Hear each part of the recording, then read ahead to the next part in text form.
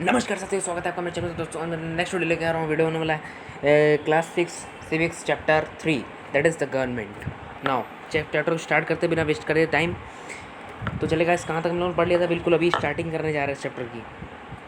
ठीक है, तो गवर्नमेंट क्या है ये चीज़। गवर्नमेंट पढ़ते हैं। Since the time when the human being to lead a settle life, a need was felt to regulate the life of the people. जब since that time when the human beings lead a settled life, then there was a need to filter regulate the life of the people. It was helpful in maintaining order among the people in society.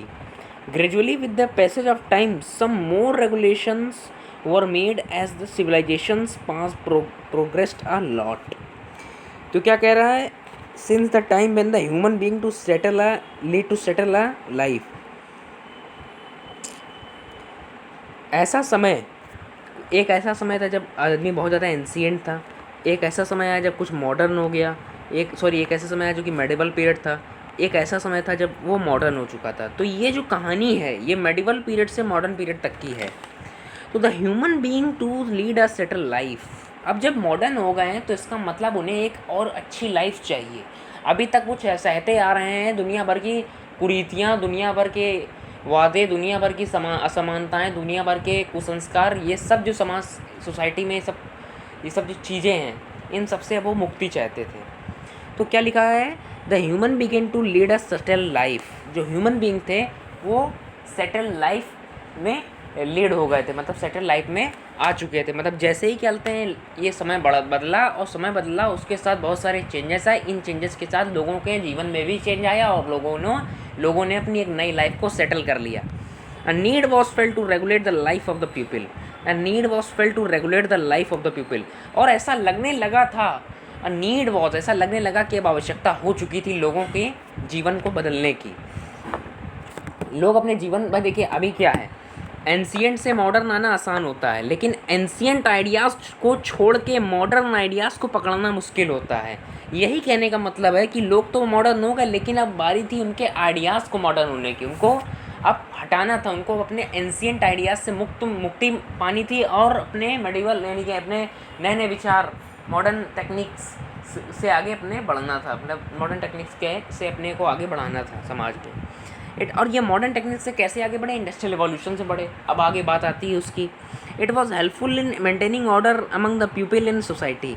तो अब जब समाज को पढ़ना है तो एक order पढ़ना पड़ेगा। भाई ऐसे थोड़ा ना कोई बड़ा बन जाता है। बहुत बड़े बड़े लोग आप लोगों को देखोगे, टाटा, बिरला, अंबानी, तो वो बहुत ऑर्डर को फॉलो करते हैं कि मुझे इतने बजे ये काम करना है, ये काम करना है। ऐसे थोड़ा ना कोई कुछ भी बजे कुछ मन कर रहा है और बस काम करने चले गए। आप देखिए मोदी जी का रूटीन, डालिए गूगल पे, मोदी जी का रूटीन देखिए, कितने सारे मिलते हैं नए।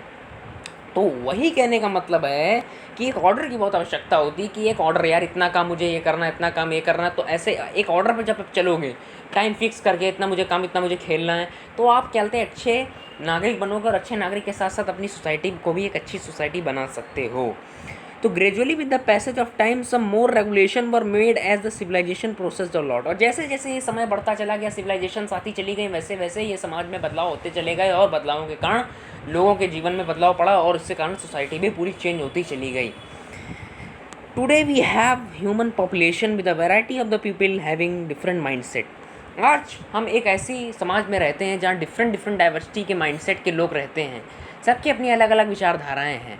कुछ हिंदू को मानते हैं, कुछ बौद्ध को मानते हैं, कुछ मुस्लिम, कुछ सिख, तो अलग अलग एस मैनी अदर, अलग अलग लोग अपने अपने अलग अलग जाति, धर्म, संप्रदाय, मजहब को मानते हैं। तो अब okay, today we have a huge human population with a variety of the people having different mindset. आज के समय में हम एक ऐसे समाज में रहते हैं जहाँ बहुत सारे लोग होते हैं और विभिन्न विभिन्न लोगों की, विभिन्न डाइवर्सिटी के लोगों के साथ हम लोग रहते हैं और उन डाइवर्सिटी के लोगों के अपने अपने माइंडसेट होते हैं। कुछ उनको मानते हैं, कुछ उनको मानते हैं, कुछ का ये धर्म है, कुछ को ये है, कुछ को ये, मतलब ऐस बहुत सारी चीज़ों से हम लोग घुल मिल गए हैं आज के समाज में। To maintain order, provide security and maintain peace in the human society. To maintain order, provide security and maintain peace in the human society, we have an elected body of the representative called as the government. अपने समाज में एक order को बनाए रखना कि इस order से इसी ऑर्डर से काम होगा। जैसे मान लीजिए ऑर्डर से बनाने मतलब इसका मतलब मैं समझाता हूँ अच्छे से, कहते हैं एग्जांपल दे के समझाते हैं। तो maintain the order, provide security and maintain the peace in the human society. से मान लीजिए कोई बंदे ने, किसी व्यक्ति ने कोई कांड कर दिया, कुछ भी कर दिया, कोई केसेस कर दिया, और अब अगर ये कॉन्स्टिट्यूशन ना होता तो क्या उसको सज़ा मिल पाती?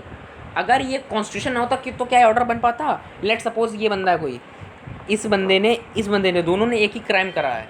जैसे आप लोग पढ़ते हैं निर्भया कांड, बहुत दिन हो गए, 1-1.5 साल हो गए उसका, लेकिन मैं बताता हूँ। उसमें 4 बंदे थे, तो चारों ने एक काम किया और उन चारों को कॉन्स्टिट्यूशन के तहत चारों को एक ही सजा दी गई, फांसी में लटका दिया गया। तो ये है कि भाई इक्वलिटी होनी चाहिए। सबसे पहली बात तो समाज में इक्वलिटी होनी चाहिए, प्लस क्या कहते हैं, समाज में इक्वलिटी होनी चाहिए, प्लस ऑर्डर होना चाहिए। अगर ऑर्डर ना होता तो क्या चारों को एक साथ सज़ा मिलती? तो क्या चारों को एक ही सज़ा मिलती? क्योंकि क्राइम एक था। जब क्राइम एक तो सज़ा एक, और एक साथ भी दी जाएगी क्योंकि एक साथ करा है।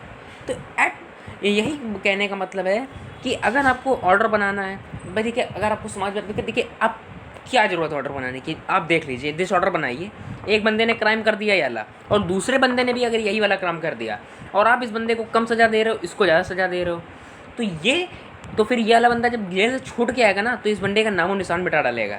और गवर्नमेंट भी इसके लिए क्या कहते हैं, ख़राब मानी जाएगी, अन्य देशों में उसकी लाज ख़राब होगी। तो इसके लिए एक इलेक्टेड बॉडी का होना बहुत आवश्यक है, क्योंकि इलेक्टेड बॉडी जो होती है वो एक ऑर्डर को बनाने का काम करती है। अगर एक गवर्नमेंट ना हो तो क्या कॉन्स्टिट्यूशन बने? ये कॉन्स्टिट्यूशन क्यों आया? कॉन्स्टिट्यूशन इसीलिए आया क्योंकि गवर्नमेंट आने वाली थी।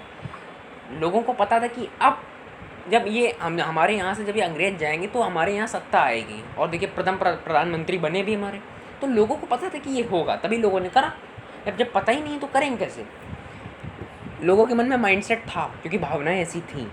तो प्रोवाइड सिक्योरिटी, और उसका अंदर काम एक तो ऑर्डर बनाना, और जो उन ऑर्डर का पालन नहीं करते उनको सज़ा देना, और प्लस जो पालन करते हैं उनकी सिक्योरिटी करना।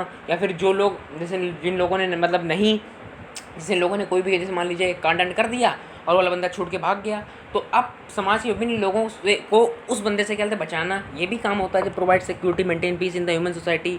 We have an elected body called as the, elected body क्यों बोला गया? क्योंकि हम लोग उसे इलेक्ट करते हैं, इसीलिए उसको इलेक्टेड बॉडी कहा जाता है। भाई गवर्नमेंट को हम लोग इलेक्ट तो करते हैं, गवर्नमेंट किसकी है? मोदी जी की गवर्नमेंट है।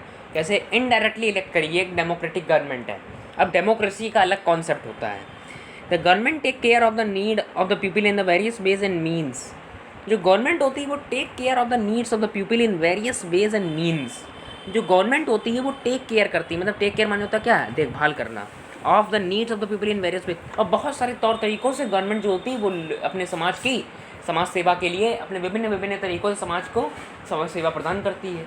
तो ये था गवर्नमेंट का इंट्रोडक्शन। तो ये वीडियो एक इंट्रोडक्टरी वीडियो था। नेक्स्ट वीडियो से हम लोग गवर्नमेंट के बारे में पढ़ेंगे, फिर नीड्स ऑफ द गवर्नमेंट पढ़ेंगे, बहुत सारी चीज़ों को पढ़ते चलेंगे।